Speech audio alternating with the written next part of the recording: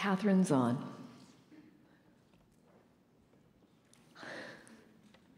Catherine Zahn has a history of important contributions to healthcare. She is internationally recognized for her work in neurology education and the standards of practice in the field of neurologic education. She is a leader in technology assessment, chronic disease management, stroke care coordination, and research in epilepsy. She has held senior positions at the University Health Network of Toronto, including Vice President and COO of Toronto Western Hospital, and she has a strong reputation for hospital integration. Dr. Zahn is also a committed champion for those living with mental illness and addiction. Professionally, she lives out this commitment in her role as CEO of the Canadian Centre for Addiction and Mental Health. Since she was appointed to the position in 2009, Dr. Zahn has led that organization in a transformational agenda, spearheading an ambitious project of redevelopment, integration, and enhancement of clinical programs, expansion of research and innovation, and continued commitment to public education, challenging the stigma related to mental illness and addictions. She reaches out to the public in frequent blog posts on issues such as the police sharing of information about attempted suicide, the power in hope, and thoughts on the challenges of the Christmas season for those living with mental illness. She regularly tweets, acknowledging contributions of other mental health activists, celebrating professional accomplishments, and encouraging activism. For Catherine Zahn, mental health advocacy is a personal and a professional commitment. On her Twitter profile, she identifies herself not only as CEO of CAMH, a neurologist, but also as mom and optimist. Clearly, all of these characteristics contribute to her presence as a mental health champion. These qualities are evident in her professional life, in her social media presence, and in her public presentations. In preparing this citation, I had the good fortune to be able to see one of these presentations, her TEDx talk in 2010. Dr. Zahn opens that talk on a very personal note, speaking about her grandparents and their work with the mentally ill. She remarks on how mental illness has affected her life and her relationships. She teaches, debunking myths about mental illness and promoting hope at every turn. She argues that mental illness is a social problem, a problem that belongs to everyone. And she challenges her audience to mount a social response, to discover what mental illness is and means, to discuss, to talk about mental illness to everyone, and to demand that the grave social injustice of mental illness be rectified. This is a wonderful rallying call to end the stigma of mental illness and to find effective clinical care. Dr. Zahn has already received numerous accolades for her work. In 2009, she was named among Canada's most powerful women by the Women's Executive Network. That same year, she received the Innovation Award from the Society of Graduates, University of Toronto. In 2011, she was named Communicator of the Year by the Toronto chapter of the International Association of Business Communicators. We are pleased to add an honorary degree from Western to this list of accomplishments. Mr. Chancellor, on behalf of the Vice Chancellor and in the name of Senate, I ask you to confer the degree of Doctor of Laws, honoris causa, upon Catherine Zahn, a woman who has made and continues to make a tremendous positive difference in the lives of Canadians, not only for those who live with mental health challenges, but also for the vast majority of us who know, love, and share community with them. On behalf, by virtue of the authority vested in me as Chancellor, I admit you to the degree of Doctors of Laws, honoris causa. Congratulations, Dr. Zahn.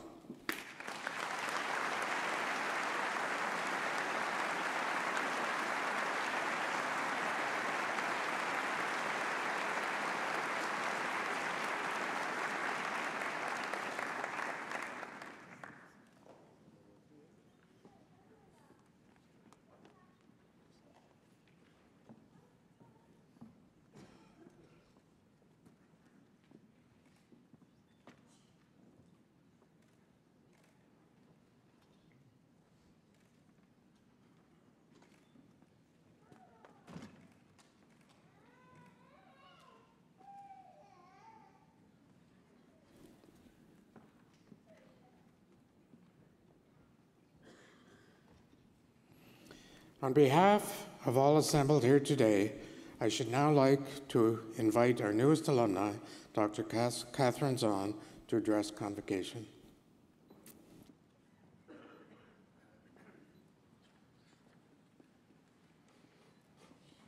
Chancellor Rotman, President Chukma, esteemed faculty, honored guests, and graduates, I'm so grateful for this honor from Western University, and I'm proud to share the celebration with parents, family, friends, and the graduates of the class of 2014. Today represents the accomplishments of many years, the creation of a lifetime of connections, the discovery of new friends, and the realization of hopes and dreams, both yours and those of your parents. Congratulations. It's a memorable day for you and for the special people who've helped you on your way. So I'd like to acknowledge some of my special people before I start.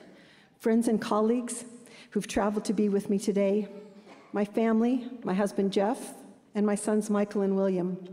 They're endlessly supportive, loving, and they're tolerant of all the things that make me who and what I am. Now today, I'd like to share stories with you. They're tales of experiences that have changed me. I tell the stories in the hope that you will watch for your own special life moments, for encounters that could redefine your direction, give you courage, or change your heart. My stories are about learning to walk, and I've chosen this metaphor for two reasons. First of all, today's ceremonial walk is your literal commencement, your walk into the future toward all of life's possibilities. But secondly, because I'm a neurologist and I know a lot about walking. For neurologists, walking carries a particular importance, and it's more complex than you might appreciate. It takes more than strength. To stand upright and steady, you need balance, you need vision, and you need a sense of where you are in space. To walk with rhythm and grace, you need an elegant integration of your nervous system, as well as just a little bit of practice. Translated to life, this means integrating the strength of experience with sensations of equilibrium, your intuition, and ultimately your good judgment. It's taken me about 6 decades of practice, as well as lessons from some great teachers, to be actually able to walk up here and stand in front of you today. So now I think it's my turn to share 3 simple walking lessons with you. The first is walk tall. The second is walk steady. And the third is walk together. Lesson 1, walking tall. My father said the exact thing to me and my sister whenever we went on a date as teenagers. He'd say, "Girls, remember, hold your head high and walk tall." Now, those were the most explicit words he could muster to tell us that we were special, that we should respect ourselves, and that we should expect respect in return. He was probably a little bit too subtle in his message, and his cryptic lesson went right over our heads. But hearing those words over and over created a value set for us. It gave us a sense of equilibrium. It gave us a sense of permanence. And as a consequence, we stood up straight and we walked into every basketball game, every movie theater, and every school dance with poise, pride, and I must say, excellent posture. Lesson 2, walking steady. This lesson came about 30 years later. I'd just been appointed to my first big leadership position, and I was walking, fast and serious, through the local neighborhood to my office. I was excited by the opportunity, but I was preoccupied by something else. It was fear of failure, thoughts of unworthiness, and a deep-seated belief that pretty soon I'd be exposed as a fraud. Then I heard a big voice with a Caribbean accent shout out to me, "Sister, you are walking with potential." A total stranger had seen something in my expression and my walk that reflected possibility. He'd completely missed the imposter syndrome part. And the important lesson that was embedded in the word potential. That casual observation by a stranger taught me to keep my eyes open for the possible, to see and to believe in a hopeful, optimistic future. Using a fake it till you make it strategy, a strategy, by the way, that's clearly supported by neuroscience, I've learned to walk steady through fear and uncertainty in my life, both personal and professional, with my eyes wide open. Lesson 3, walking together. This is the most important lesson for me, and it's been the one that's hardest for me to learn. Shortly after becoming president of CAMH, my perspective changed by an encounter with a woman whom I immediately recognized as one of our patients. She approached me in the hospital and with no introduction said to me, "Can I walk with you?" She explained that she'd recognized me from my picture on the posters that had been posted around the organization. And we walked, we talked politely, and then she asked me if I had a cigarette. When I said no, she turned to me, she muttered a nasty obscenity, and she ran away. I was humbled by this paradoxical welcome to CAMH and on some level brought to my knees. She'd asked if she could walk with me, reinforcing my position of authority and privilege, but in the next breath, she implied that my status was as tenuous as the presence or absence of cigarettes in my bag. She challenged my identity as a physician, she'd exposed my naivete, and she rejected any leadership role that I'd been entertaining. It was a very, very harsh introduction to my new job. Now, similar to my new acquaintance, many patients at CAMH have complex mental illnesses such as schizophrenia, illnesses that require ongoing care and supports, just like diabetes, like heart failure and arthritis. But unlike people with these conditions, CAMH patients don't receive the sympathy and the support that accrues to people with non-psychiatric illness. They evoke fear, anger, and judgment. They endure prejudice and discrimination based on their illness, and they have to fight every day to persuade society to honor their status as human beings and as citizens. As an outsider, I hadn't understood the special challenges of an organization dedicated to people who are both very sick and burdened by the stigmatization of their illness. I had a lot to learn. I met with patient, family, and community councils. I talked to politicians, and I talked to prisoners. I visited supportive housing units and emergency departments. And I came to understand my place in a world that had been redefined by new perspectives. It's a world where there are no degrees of separation between any of us and a person with mental illness. The encounter that I described was the first of many that opened my mind and heart.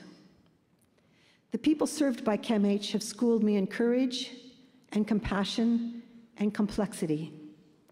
They're people of great worth, and they fight lonely, brave battles in their difficult walk through life. At times, the line between us becomes blurred. I'm sad for their losses, and I'm frustrated by the injustices that they endure. Their stories are sometimes appalling, they're often gut-wrenching, but more and more frequently, they're stories of recovery, happy, triumphant, and full of spirit and tenacity. Walking with that patient nearly 5 years ago was a signal experience. In that moment, I knew that I'd been given a sacred trust. Over the past 5 years, I've come to see